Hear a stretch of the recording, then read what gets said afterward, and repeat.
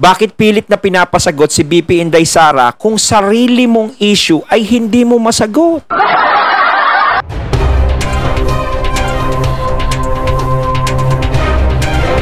Hey, what's up? Ako nga pala si BT at nandito ngayon tayo sa BT Reaction. And welcome to my channel, Tunay na Kritiko.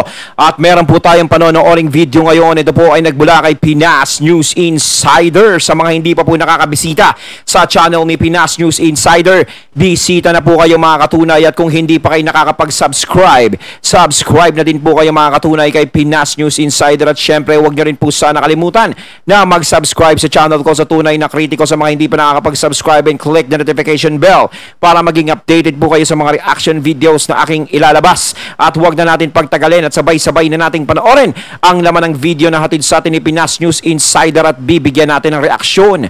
Pasok! Ito ang balita ngayon.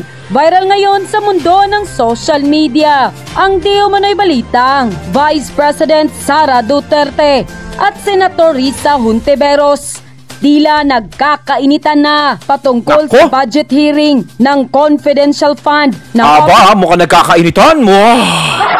Office of the Vice President at tila naging active ngayon si Senator Risa Hontiveros sa paggawa ng videos na pinapatulan si Vice President Sara Duterte. Kaya tila pinutakti ngayon si Senator Risa Hontiveros ng ating mga kababayan, lalo na ang Duterte loyalist, patungkol sa di umano'y anomalya ni Senator Risa Hontiveros noon sa PhilHealth. Pero bago ang lahat, kung bago ka pa lamang sa aming channel, please huwag kalimutang mag-subscribe at i-click ang notification bell para mas maging updated ka palalo sa lahat pa ng bagong video na i-upload namin. At eto na nga mga kababayan, sa patuloy na pag-uumpukan ng naglalakihang dalawang bato ay mas lalong umiinit ang mga eksena. Nagsimula ang lahat sa pagbusisi ni na Senator Risa Hontiveros sa ginastos na 125 million pesos na confidential fund at intelligent funds ng Office of the Vice President.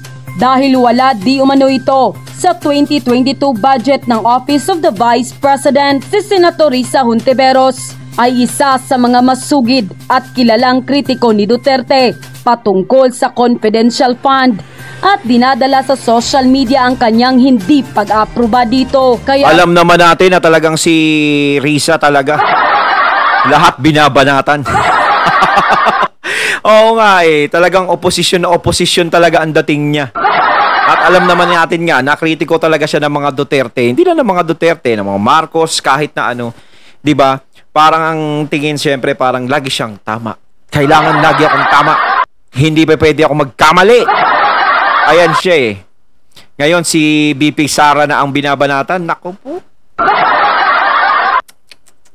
Vice President Sara Duterte nagsalita na at nagbigay ng mensahe sa kanyang mga kritiko. Ayon pa sa Vice Presidente, nakakahiya na hindi pa rin sila makagawa ng anumang patunay upang suportahan ang kanilang maruming imahinasyon. Dagdag pa niya, sapat na sana ang inis na idinulot nila sa Kongreso at Senado para hindi natin sila bigyan ng seryosong atensyon. End quote. Sa kabila ng pangbabatiko sa pagkwestiyon ng oposisyon sa confidential fund ng Office of the Vice President, mas marami pa ring tao ang naniniwala sa utilization ng confidential fund dahil ayon sa kanila, confidential nga, ginagamit ito pang seguridad at pagsubaybay sa ilang ilalim na mga lihim ng operasyon at hindi dapat sinasabi sa publiko. Hindi naman masama ang magtanong at magbusisi kung saan napunta ang pera. Pero ang hindi maganda ay ang magparatang ka ng walang sapat na ebidensya. At dahil nga sa balitang ito, hindi napigilan ng marami sa ating mga kababayan na magbigay ng kanilang hinaing at komento sa mundo ng social media. At ayon pa sa kanila, Hontiveros, bakit yung sa PhilHealth mo? Saan mo din ginastos yon? Tanong din ng taong bayan. At ikaw po nun, di ka nga nagpaliwanag nun. Bakit ang lakas ng loob mong magtanong, ma'am? Wala ginawa mo nun. Si VP nagtatrabaho yan. Kayo po, may nagawa po kayo? Sorry po ma'am, nakakahiya ka. Dapat sa'yo resign ka na po. Kasi wala po kayong nagagawa dyan ma'am. We love Sara Duterte po. Kasi napapatunayan at nakikita namin na nagtatrabaho po siya. We support Sara po. Ayun, tama naman yun. Nakikita naman natin si VP Sara is ginagawa niya yung tungkulin niya sa gobyerno. Yung pagiging vice presidente niya ay pinangangatawanan niya. At talagang maganda naman ang nagagawa ni VP Sara. Partida na yan, vice president pa siya. Ngayon is kini-question siya tungkol sa mga issue na yan. Samantalang yung kumu-question sa kanya ay meron din namang issue. No? Na nanggagaling, yan nga, sinabi ng mga netizen, nanggaling niya sa mga netizens. At hindi lang dyan, marami talagang nagsasabi yung about sa PhilHealth. No? Yun, hindi sinasagot. Bakit pilit na pinapasagot si VP Inday Sara kung sarili mong issue ay hindi mo masagot? Diba? Dapat, bago mo pasagutin ng ibang tao, sagutin mo muna yung problema mo. Kung ano ang ibinibintang sa'yo ng mga tao. Diba? Dapat ganun. Kumbaga, bago mo kunin ang puwing sa mata ng ibang tao, kunin mo muna yung troso sa mata mo. Ganun yun. Very dramatic magsagot itong si Horus. Ang ganda magsasalita, parang nasa entablado. Sa sinasabi na kunin mo muna ang dumi ng iyong mata bago mo gawin sa iba. Bakit alam mo ba kung saan ginasta ang pera?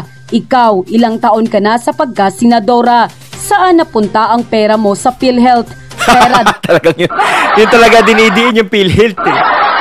Ng taong bayan, diba? Sana sunod na hearing ay yung tungkol sa korupsyon sa PhilHealth nung panahon ni Risa Hontiveros. The billion nga ang nawala sa kapalang bayan. Kumpara ngayon na 120 million budget na ginagawa ng isyo ni Risa Hontiveros diba? Para masira lang si VP Inday Sara.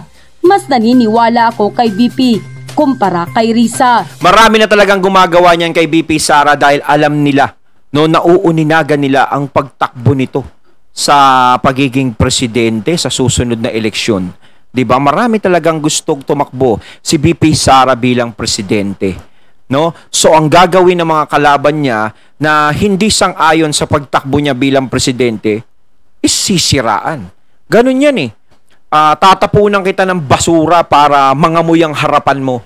No, kahit sabihin mong malinis ka sa bahay mo, kung naiinggit sa iyo o anuman, para masira ka, tatapunan namin ng basura yan para makita ng mga tao na burara ka sa bahay mo. Ganyan yun. Pilit na dinudumihan yung bakuran ni VP Sara. Pero syempre nakikita naman ng mga tao kung ano yung tunay na ginagawa ni VP Sara at saka yung paglilingkod na ginagawa niya sa mga tao. 'Di ba?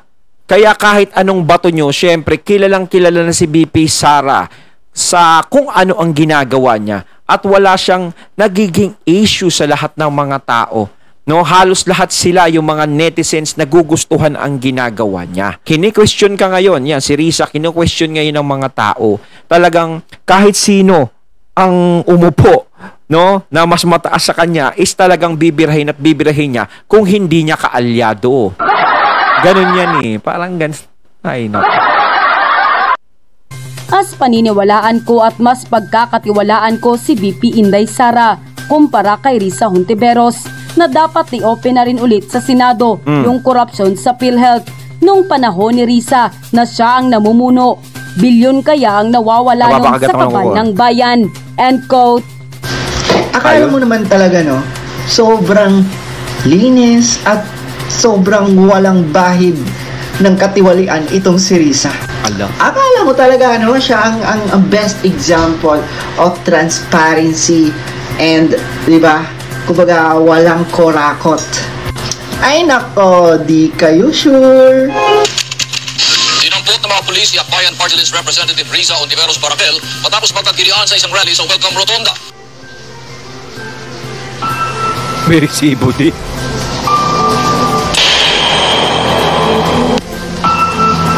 Hala.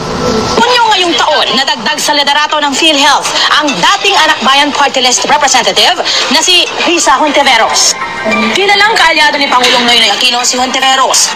Natalo siya sa pagkasenador noong eleksyon 2013. Makaraang maluklok bilang director ng healthcare provider sector ng PhilHealth. Kabi-kapila ang naglabasang print at TV ads ng ahensya kung saan bumibida si Hontiveros.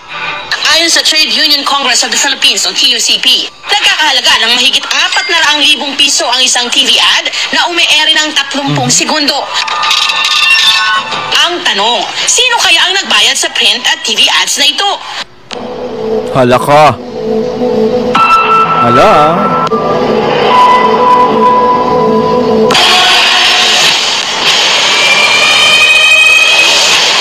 Public, naglabas na including evidence. negative level net operating income of PhilHealth from 5 billion pesos in 2013 to 10.5 billion in 2017.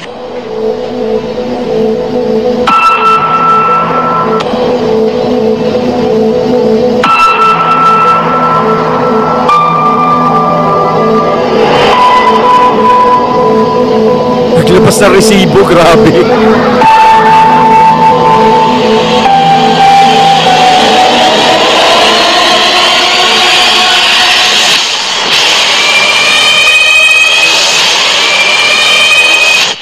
Palakpakan, di ba? Queen of Transparency, no? Ang linis. Di ba? Diyos mio. Dami niyang issue, no? Takin mo yung sa PhilHealth talaga, yung binabato talaga sa kanyang yan. No? Takin mo, no? Ang daming taong naghihirap na makapaghulog sa PhilHealth, no? Buwan-buwan. Siyempre, yan ang inaasahan nila, lalo na pag nagkasakit, kailangan meron ka talagang PhilHealth. Pero yan ang nangyayari, no? Nagkaganyan. Tapos ngayon, sisitahin si VP Sara samantala meron sariling issue din na hindi pa nasasagot, Mariosep. Ay, nako. Tapos babanggain mo si VP Inday Sara. Oo. Excuse me, bigyan mo kami, di ba? Bigyan mo kami ng any issue, di ba? Or any katiwali ang ginawa ni VP Inday Sara. Aber, di ba? Aber. Sa akin, wala akong nadidinig na katiwalian na ginawa ni VP Inday Sara. Wala akong nadinig. Kung sa akin, sa inyo, mga katunay, meron ba kayong nadinig na katiwalian na nagawa si VP Sara? Oh, comment nyo lang kung may malakas ang loob dyan.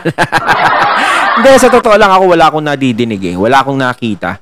Wala siyang naging issues about sa mga katiwalian. Kung siguro merong nag-i-issue sa kanya ng katiwalian, is yung mga kalaban na gusto siya talagang pabagsakin. Yung mga hindi niya naman kalyado, hindi naman ka-close, yung mga galit sa kanila, sa mga Duterte, yun ang nagbibigay sa kanya ng kulay sa mga kay VP Sara. Kadang nagserbisyo at naging public servant si Inday Sara. Sige nga, anong anomalya ang ginawa niya para ganyan na lang kayo magduda? Para ganyan na lang kayo bumatikos? Di ba? Talagang tama yung kasabihan na minsan kung sino pa, 'di ba, ang nagsasaboy ng putik, siya pa tong marumi. 'Di ba? Akala mo talaga grabe kalinis itong si Risa. Diyos ko, alam ka na namin, Risa, 'di ba? Kaya nga ayaw na ng mga tao sa mga dilawan kasi dinadramatize nyo. Kumbaga kung may gusto kayong siraing tao, dinadaan nyo sa ngaw-ngaw, dinadaan nyo sa salita. Pero hindi nyo naman mapatunayan. Di ba? And mali ka lang talaga ng binangga. Ang binangga mo si Inday Sara na pinakamataas, di ba? Ang percentage ng trust rating sa lahat ng public official. Isali ka na, Risa. Diba? Kaya gets namin bakit ka gigil. Diba? Gets namin bakit kitang-kita yung gigil talaga sa kanya. To, diba, manipulate all the Filipinos, no? Na masama si VP Inday, diba? Na may anomalyang ginawa si VP Inday.